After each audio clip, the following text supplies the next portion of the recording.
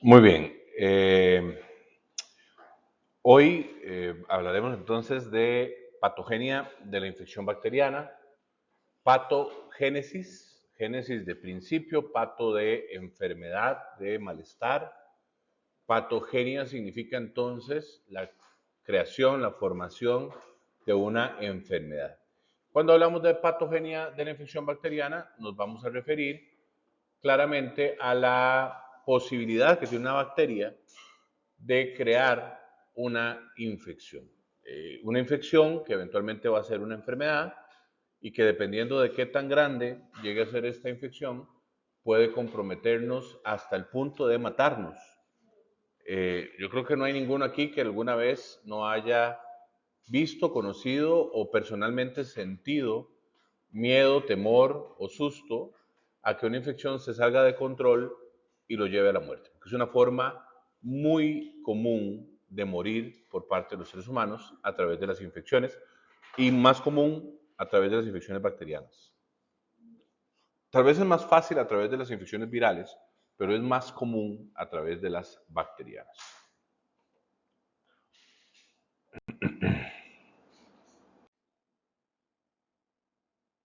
Entonces, para iniciar, vamos a hablar especialmente del concepto, la definición de la patogénesis o de la patogenia de la infección bacteriana. Pues es un proceso infeccioso en, en el caso en el que los mecanismos que inducen el desarrollo de signos y síntomas que pueden ser fácilmente reconocibles, molestos. Creo que el más fácil de decir cuál es. O sea, ¿cuándo se piensa que tiene una infección? ¿Cuál es el claro, la fiebre?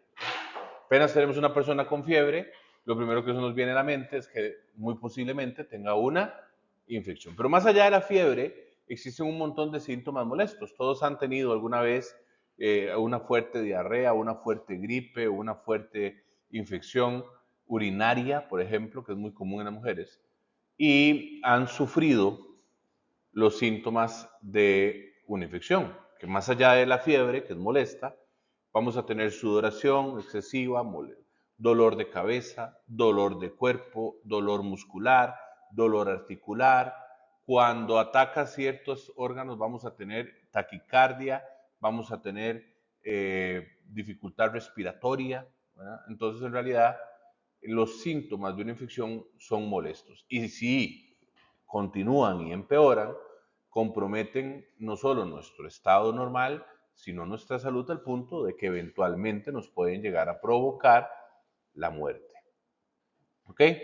Las bacterias patógenas, ya lo vimos un poco en clases anteriores, pero lo repaso de nuevo, son entonces las que son capaces de producir enfermedades patógenas, o sea, génesis de enfermedad.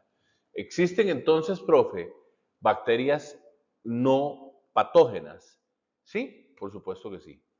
Existen desde luego bacterias no patógenas, bacterias que mientras no se muevan del lugar en donde se encuentran o del todo no son capaces de producirnos enfermedad.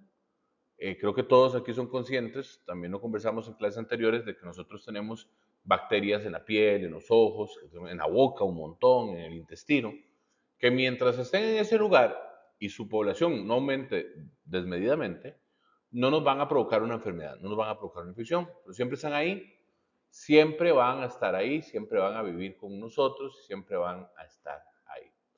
Tanto que estamos acostumbrados a vivir manipulando, ¿verdad? Viviendo con estas bacterias. Hablábamos en las clases anteriores que constantemente, por ejemplo, comemos huevos de mosca, es inevitable que así sea, que siempre van a estar por ahí, ¿verdad? Que forman parte importante de la dieta regular de cualquier ser humano, porque es inevitable, ¿verdad? O sea, son seres que nosotros, bueno, las bacterias son aún peor, están ahí más presentes. Nosotros cotidianamente vivimos, incluso nuestras costumbres están basadas en ignorar esa parte de nuestra existencia.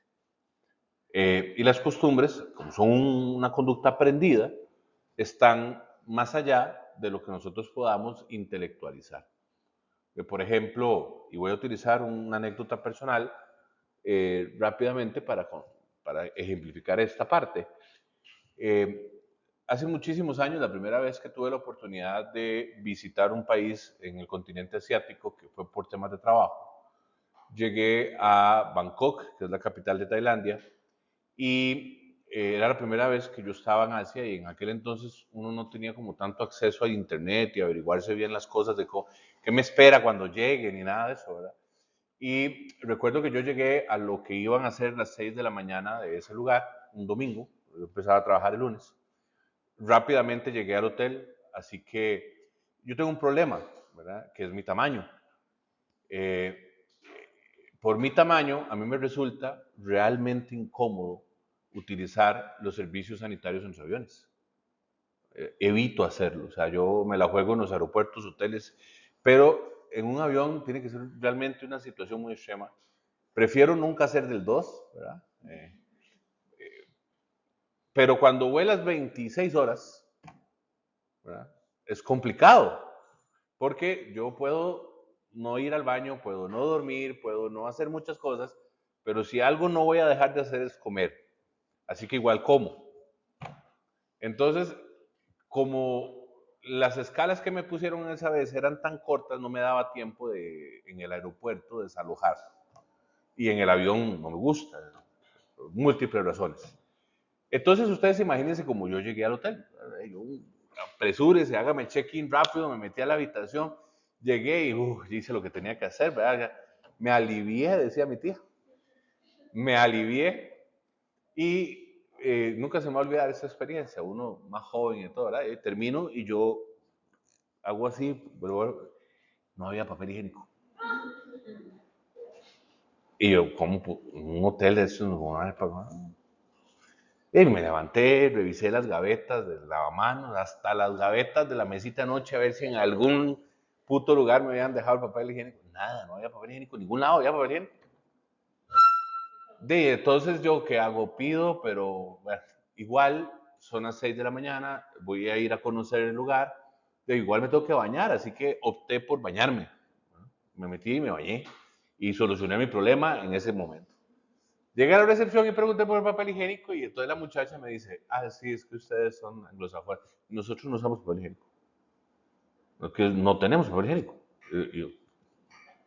Ahí a la par del baño, hay un tubito. Yo lo vi. En aquel entonces no sabía qué era. Literal es una manguera, como una mini ducha, que yo imaginé que era para que la muchacha limpieza a lavar al baño. Pero no, resulta que ellos no se limpian el culo, se lo lavan. Y entonces uno con sus costumbres dice, yo como que cada vez que vaya al baño durante estas 2 semanas me voy a estar lavando, o sea, y no tengo, eso sí, si usted quiere, aquí a los dos bloques hay hay varios supermercados. En esos países uno se encuentra con muchas barreras, una de ellas es la lectura porque ellos no escriben con nuestras letras. O sea, usted puede ir a cualquier país que hable otro idioma, pero use letras y usted por lo menos se le hace fácil memorizar el nombre de la calle y todo, porque usted la dice como usted quiera, aunque no sepa cómo se dice. Pero cuando usted llega a un lugar donde no hay letras, ¿verdad? Son puras rayitas para todos, usted no sabe qué. Entonces, complicadísimo, me dice la muchacha. El único que tiene letras en inglés. Ahí es el único lugar donde hay papel higiénico. Entonces caminé 2 bloques, llegué, vi el único supermercado con letritas en inglés. Tailandia es súper barato, recuerdo que pagué como $0.50 por una bolsa de 4 rollos, ¿verdad? Y venía ahí por la calle con mi papel higiénico, todo feliz. Me fui para la habitación, puse el papel higiénico, ya me acomodé, me listé para ir a conocer. Y cuando estaba en la puerta dije, espérese, ella me dijo que aquí país. O sea, puede que en los restaurantes, museos y atracciones no haya papel higiénico. Entonces me devolví y eché un rollito en mi maleta y no salgo sin papel higiénico. Pues me topa lo mismo, ¿ah? Claro, no pregunten, ¿verdad? Si no usan papel higiénico, no tenían basurero y yo no sabía si las tuberías estaban diseñadas para papel porque no lo usan. Pero no me iba a poner a preguntar eso y como nadie me estaba viendo, entonces lo resolví por las obvias razones. Me fui con el papel higiénico y demás. A los días de estar ahí trabajando, le pregunté a los amigos tailandeses, ya un poco más en confianza, les dije a los médicos de Tailandia, ¿Cómo es eso de que ustedes todo el tiempo se lavan el culo? ¿Por qué? Porque aquí no hay papel higiénico en ningún baño. Ah. Sí, no, eso es una costumbre, me dice, errada que tienen los anglosajones, nosotros no la tenemos y ya no la vamos a cambiar. Y digo, como errada. Me dice, sí, vea. Y me dio un ejemplo, que es lo que al final les quiero traer a ustedes a colación, ¿verdad? Me dice, si por alguna razón, la que sea, a usted le cae un pedazo de caca en el brazo y se embarra el brazo de caca, usted coge un poco de papel higiénico y se lo limpia hasta que ya quede limpio y así se va todo el día. Digo, no, ¿cómo se le ocurre? O sea, tengo que pegar una super lavada y me rechiego. Bueno, pues entonces, si no haría eso en su brazo, ¿por qué lo hace en el culo? Bueno, o sea, porque al final de cuentas, usted se pone a pensar, y los asiáticos tienen razón. O sea, yo puedo pasarme 500 papeles higiénicos hasta que salga re blanco, que al final de cuentas, la verdad es que voy a quedar. Lo que hice fue un atolladero, más bien. Todas las bacterias del tracto intestinal las esparcí por la zona interglútea y demás. O sea, en realidad lavarse tiene más sentido. Pero uno no lo piensa. O sea, que me dice, si le hubiera caído en el brazo, ¿usted qué hace? ¿Verdad? Usted no se limpia y se va nada más así. Entonces, ¿cómo se le ocurre a usted que nosotros vamos a dar con el culo sucio todo el día? No podríamos, nos da cosa. ¿Verdad? Y uno dice, estos hijoputas comen gato, perro, ratones, y resulta que el cochino es uno. Entonces, al final, creo que la mayoría de ustedes, hasta hoy, como tal vez me pasó a mí, no ha pensado en esa que es solo una de muchas acciones que son conductas aprendidas por nuestra sociedad que disimulan ciertos vestigios, no diríamos que de desaseo, pero de tolerancia a las bacterias. Y que estamos tan acostumbrados a hacerlo de esa manera que literal no pensamos en eso.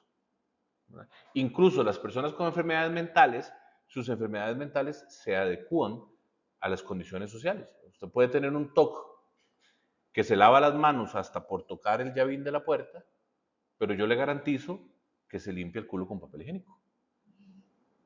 ¿Verdad? Y mentalmente no le afecta eso.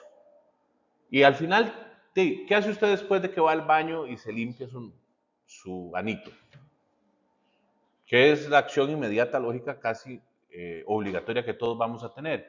Irnos a pegar una buena lavada de manos, ¿verdad? Porque por más cuidado que usted tenga de todo, no se va a quitar la idea de que puede por ahí alguna orillita o algo, ¿verdad?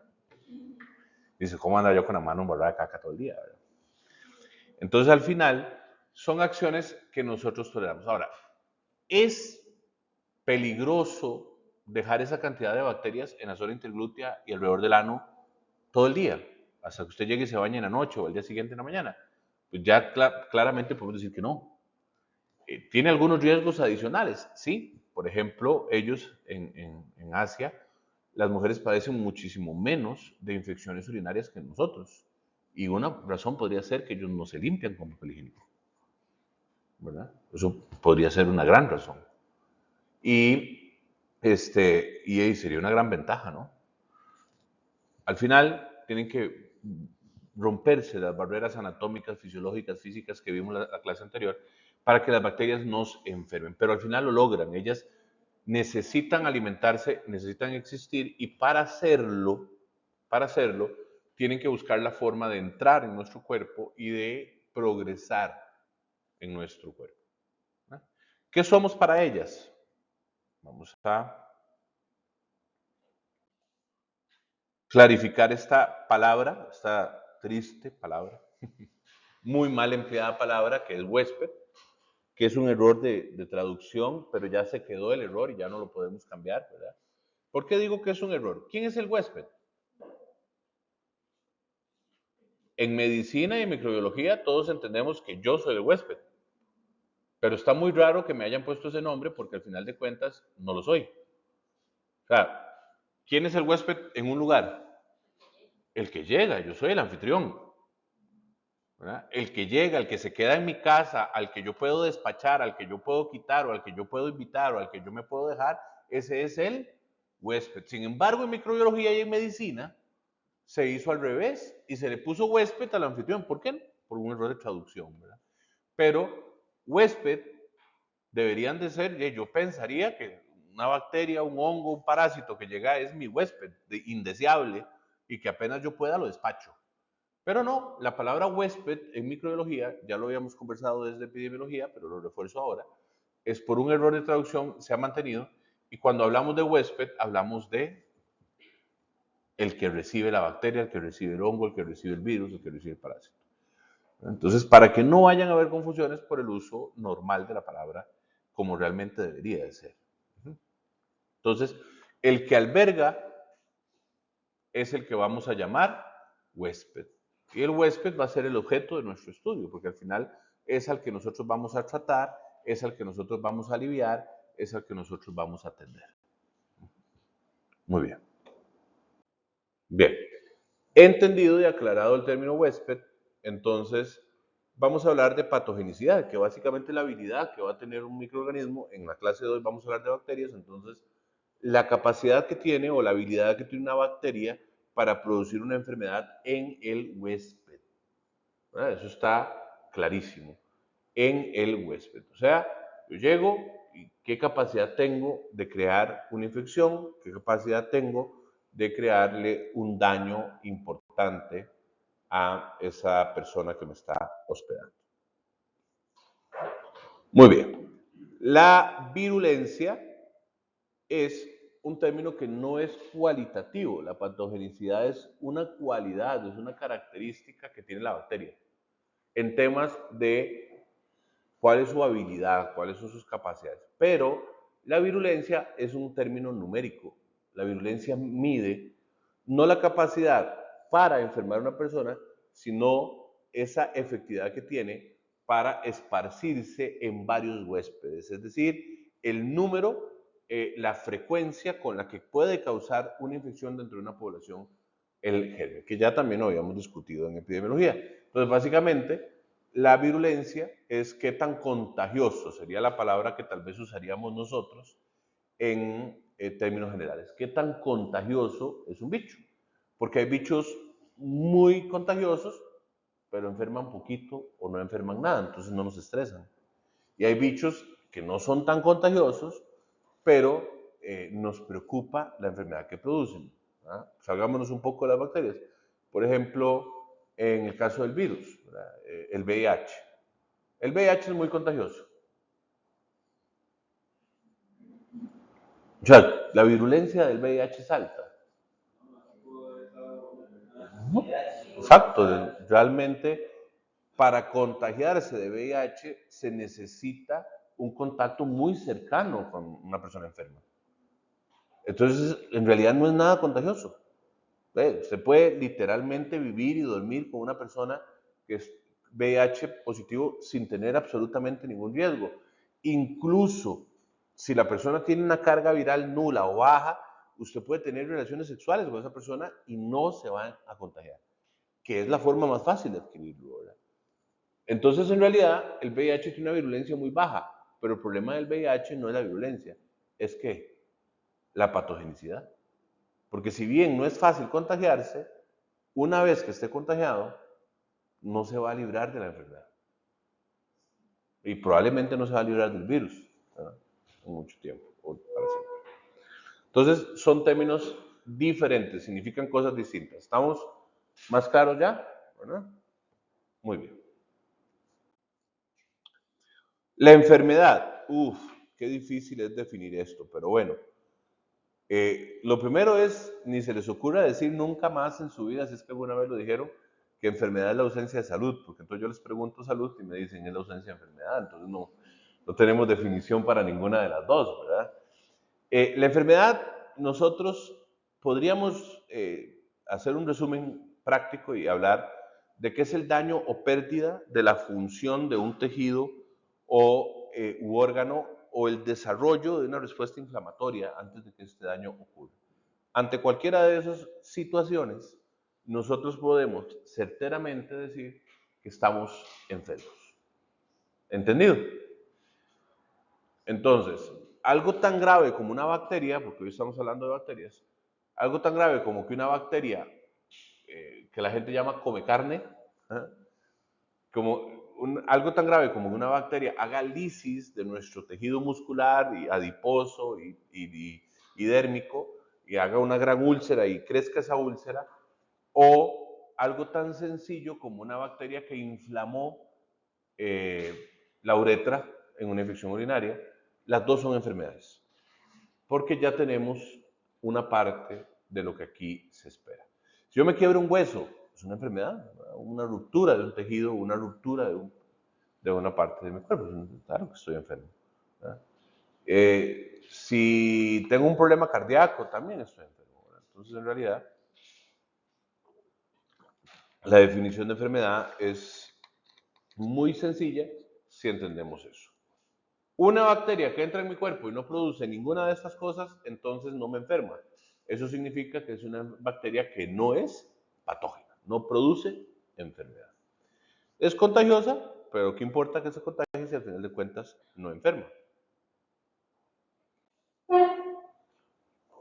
La entrada en el organismo, esto es muy importante. Yo necesito llegar a ese ser humano, yo necesito llegar a ese ser vivo, yo necesito joderlo, alimentarme. Si soy una bacteria patógena, significa que para yo existir, para yo vivir, tengo que alimentarme y hacerle daño al tejido de ese humano a donde yo llegué. Y voy a competir por recursos y voy a eliminar recursos y voy a destruir recursos de esa persona para que yo pueda crecer en número como colonia bacteriana. Entonces, para lograr eso, yo tengo que entrar y tengo que vencer los mecanismos de defensa naturales y anatómicos. ¿Recuerdan que los vimos en la clase anterior? La piel, los pelos, luego tenemos otros mecanismos de defensa como el pH, como la temperatura, como algunas secreciones de las células. Entonces hay bacteria, para poder llegar a generar un daño, una enfermedad, tiene que superar, tiene que lograr, tiene que vencer todos estos mecanismos hasta el punto en el que logra crear una enfermedad, logra hacer un daño en un tejido, logra hacer una inflamación en un tejido. Una vez que entra, la idea de la bacteria es colonización, ¿verdad? ¿Qué es crear una colonia? ¿Qué es la colonización? Es el establecimiento del patógeno en los tejidos del huésped. Yo tengo una colonia cuando la bacteria está establecida, cuando llegó, adquirió recursos, creció,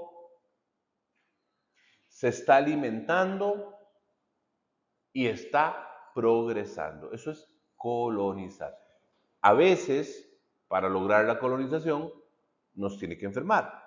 A veces no, como por ejemplo una colonia natural de bacterias que nosotros tenemos en el intestino, que la hemos tenido siempre, que ha progresado, que ha vivido, que existe, pero no nos enferma. Entonces, la colonia le llamamos colonias normales, la flora normal, la fauna normal de un lugar, en este caso la flora bacteriana normal. La adhesión es un mecanismo que algunas bacterias pueden utilizar para encontrarse con la capacidad de producirnos una enfermedad. ¿Qué es la adhesión? La adhesión es pegarse. ¿Por qué? Porque posiblemente a través de pinocitosis, fagocitosis y todo lo que ya vimos en clases anteriores, nuestro sistema lo primero que va a intentar es expulsar esa bacteria, es eliminarla, sacarla de su sitio de confort, llevarla a lugares más agresivos o fuera del cuerpo. Entonces la bacteria, para evitar que esto pase, se adhiere a los tejidos. Lo puede hacer con adhesinas, que son sustancias que secreta la bacteria como una especie de goma para quedarse pegada en un tejido. Algunas usan fimbrias, como las que pueden ver en esta fotografía, que tienen fimbrias que son como patitas, como pelitos con los que nadan, pero también cuando llegan a un tejido pueden meter esos dentro del tejido y sujetarse para evitar ser arrastradas o expulsadas. Y también tenemos biopelículas, que es algo muy parecido a lo que hacen algunos insectos cuando se transforman, ¿verdad? La bacteria llega, se pega al tejido y crea una especie de domo protector, ¿verdad? Una especie como de cápsula entre el tejido y la bacteria, dejando la bacteria adentro, mientras se alimenta y crece para que no la puedan golpear, para que no la puedan lesionar, para que no la puedan lastimar. Como un capullo.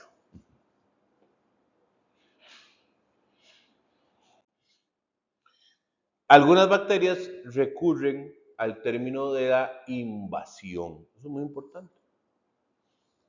La invasión ya es diferente. La invasión es cuando la bacteria o el microorganismo, pero hoy estamos hablando de bacterias, penetra dentro del citoplasma, entra a la célula, ya más allá del tejido, se fue a la célula, entró en el citoplasma, destruye la célula, incluso usa el ADN y otros recursos de la célula para crear más seres. Y esos seres van a salir de esa célula que ya destruyó a meterse cada uno en una célula diferente y hacer lo mismo. Entonces llegan, destruyen, matan, eliminan y roban todos los recursos, dejan hecho un desmadre y ahí van expandiéndose, haciéndose, apropiándose del territorio y de los recursos mientras crecen. Aprovecho para hacer una cápsula histórica, ¿verdad? O sea, estamos claros que se nos ha dicho toda la vida que cuando los colonizaron los españoles, que cuando los europeos colonizaron América. Pero eso es una forma incorrecta de decirlo. La definición es incorrecta. La historia es muy clara. Los españoles y los europeos no colonizaron América en un principio. Los españoles y los europeos invadieron América. Eso fue lo que hicieron. Y después de haber invadido América, otras personas vinieron con la idea de colonizar. Estamos claros. Pero ya estábamos invadidos, saqueados, hechos mierda, ¿no? Habían expandido, nos dejaron sin recursos, ¿no? Ya después vinieron a colonizar lo que los invasores habían dejado. Pero en realidad el proceso histórico real fue eso. Entonces lo mismo pasa con los microorganismos. Algunos necesitan hacer invasión, otros solo colonizar. Pero al final de cuentas, en cualquiera de las dos versiones nos pueden llegar a enfermar. En la invasión siempre, o sea, por definición, cuando nos invaden ya nos van a enfermar porque ya nos están haciendo daño, ya nos están dañando un tejido. Incluso se apoderan tanto que crean su propio ambiente seguro. Las bacterias tienden a crearlo. Es que depende del lugar, ¿verdad? Usted me dice a mí que me haga una invasión en la piel, que me haga una infección de la piel, yo la puedo curar fácil y la trato fácil, comparado con una colonización de bacterias en la meninges del cuarto ventrículo del cerebro. Aunque ahí no hay invasión, es peor para el ser humano esa colonización ahí que una invasión en otro lugar. Entonces, en realidad, los dos son malos. Lo que va a depender es el órgano, el tejido y el tamaño, ¿verdad? Porque, o sea, al final, la respuesta inmunológica grave o el daño a los tejidos grave que nos van a provocar, indistintamente de cuál de los dos métodos use. Al final, tienen acciones patógenas. ¿Qué son acciones patógenas? Las acciones patógenas es la forma en la que destruyen el tejido, la forma en la que se vuelan el tejido. Entonces, normalmente usan toxinas que son internas o externas y van a generar una destrucción. Ese tejido que destruyen genera desperdicio. Y las bacterias en su fabricación, en su alimentación, en su crecimiento, también generan desperdicio. Entonces ellas viven metidas, cuando logran hacerlo, en un charco, ¿verdad?, de esqueletos celulares, de basura celular, del tejido que rompieron y de los desechos que ellas producen. O sea, es como vivir en un charco, si fueran seres humanos, de basura con mierda, ¿verdad? Ese charco que ellas producen las aísla de la sangre. Eso tienen que entenderlo muy bien, porque es algo que les va a tocar hacer mucho en su trabajo. Las aísla, y entonces las bacterias que están ahí adentro pueden alimentarse, pueden progresar, pero como no están en un tejido humano, no llega sangre humana, entonces las acciones de nuestro sistema inmunológico a la colonia de bacterias que está ahí en el medio de ese charco que llamamos, ¿cómo llamamos? Pus, no las toca. Y si usted se toma un antibiótico, el antibiótico va a llegar hasta donde llegue la sangre, pero si usted tiene un gran absceso lleno de pus en el centro del absceso, esas bacterias no van a recibir antibiótico. Entonces yo no logro eliminar una infección cuando tengo un absceso si no hago qué, si no elimino el absceso. Por eso el absceso yo lo tengo que drenar. Por eso el absceso yo lo tengo que drenar.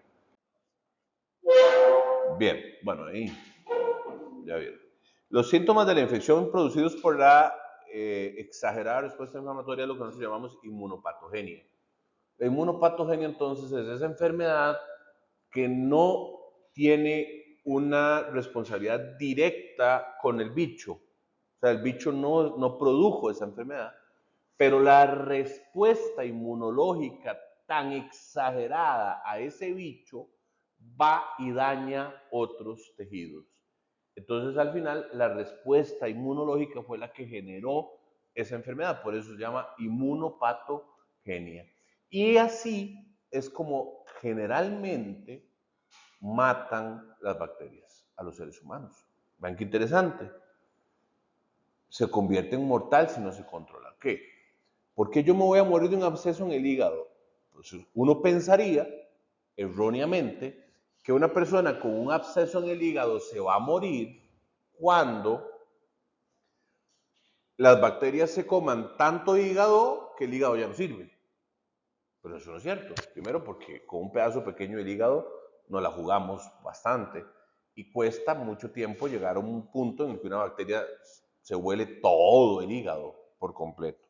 Entonces al final, ¿por qué se muere? Cuando ya la infección es tan grande, es tan incontrolable, se fue para la sangre, la respuesta inmunológica se vuelve enorme, hay inflamación sistémica, se inflaman todos los tejidos del cuerpo, se inflaman todos los órganos y entonces el organismo colapsa, la persona fallece.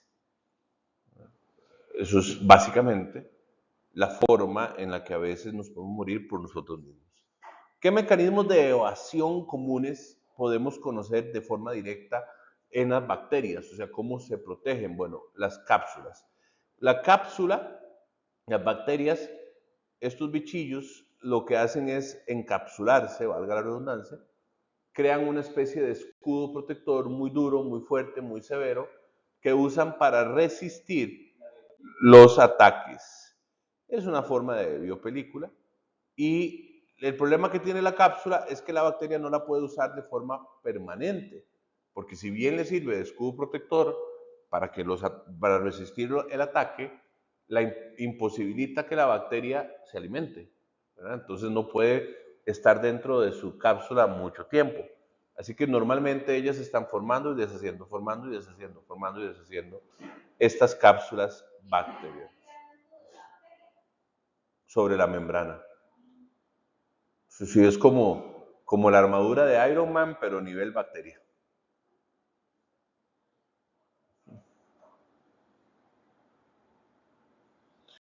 Otra manera que tienen es el mecanismo para evadir las defensas como la intracelularidad. Antes de que un leucocito o una célula blanca las fagocite para destruirlas y se las trague, algunas bacterias bichillas desarrollaron una cogen una célula grande que no es inmunológica y se meten en el citoplasma. Al meterse dentro del citoplasma están como escondidas. Entonces, los leucocitos pasan y no las ven, porque lo que ven es la célula suya. Ese es el sistema de intensidad, como esconderse dentro de la célula humana. No, eso es intracelularidad. La fagocitosis es lo que hace el leucocito si la ve. Pues tienen que diferenciar. El leucocito la va, ya lo vimos la semana pasada, puede fagocitarla y se la puede tragar y la destruye. Entonces ella, antes de que un leucocito la pesque, se mete en una célula que no es inmunológica, entonces no la destruye y se mete ella y se esconde en el citoplasma. Eventualmente puede después salir o destruir y deshacer esa célula para alimentarse. La intracelular es dañina, pero es un mecanismo que no es tanto de uso de ataque, sino que más bien es de defensa, es una forma de protegerse que tienen las bacterias. Bien, ¿alguna pregunta sobre el tema, sobre lo que vimos? Ok.